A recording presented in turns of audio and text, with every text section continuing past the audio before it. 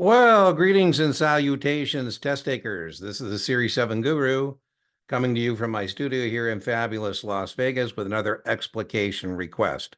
If you have an explication request, you can send it to explicationrequest at guruexamprep.com. The best free supplement to your paid study materials is my YouTube channel. But if you don't have a Kaplan Q Bank, I highly recommend it as a paid supplement. With my 15% discount code at checkout, you can get a Kaplan Q Bank for as little as $55.80. For that commercial, Kaplan allows me to give you a free look on Kaplan content like this. Here is the explication request. Your customer owns 1,000 shares of XYZ $100 par, 5.5% callable convertible stock. So one of the risks you have in fixed income investment vehicles, like preferred stock, like bonds, is call risk associated with a declining interest rate environment. So this can be called away. It says callable convertible preferred stock convertible into 4 shares at $25 a share. Well, here they were nice to give us the conversion ratio of 4 shares. Sometimes they give it to us, sometimes they do not.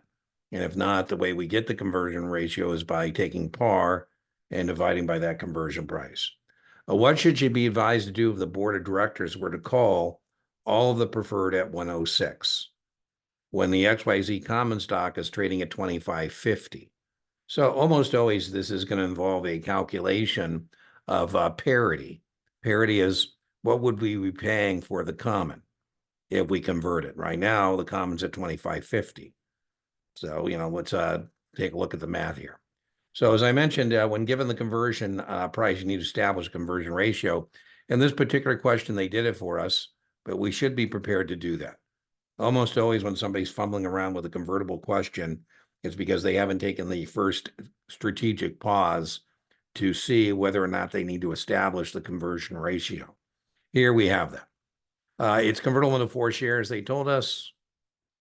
So if I can convert into 4 shares of the common per preferred stock share, I'd be getting the equivalent of $102 worth of the common stock. And the call is for 106, right? So parity is 102. 4 shares at 25.50 would be, I should say parity of the convertible, not parity of the common. But anyways, that's the parity. That's 102. It's at 106 is the call. So that's $4,000 more than I would get if I tendered into the stock. If I tender into the stock or exchange into the stock, I would be receiving $102,000 worth of common stock. And if I accept the tender and that's the answer, present this to be called, I would actually get $4,000 more. So the answer to the question is accept the call. If you don't accept the call, they're not going to pay you the 5.5% anymore anyway. So, I had a client once say, well, I'm not turning it in. I go, well, fine, don't turn it in, but you're not going to get the 106 and they're not paying you anymore, in this case, dividend. It's not interest because it's not a convertible bond. So by way of review, what should we do here? Should the customer convert into the stock, or should he accept the call? We say, well, if he turns it into 4 shares of stock currently trading at 25.50, he's going to end up with $102,000, where there's 1,000 shares here, $102,000 worth of stock. And if he accepts the call, he's going to get $106,000 on that 1,000 shares. That's $4,000 more. And so he should accept the call and take the money and run. All right, hope you found that helpful. Remember, inch by inch, your exam is a cinch, yard by yard, your exam is hard.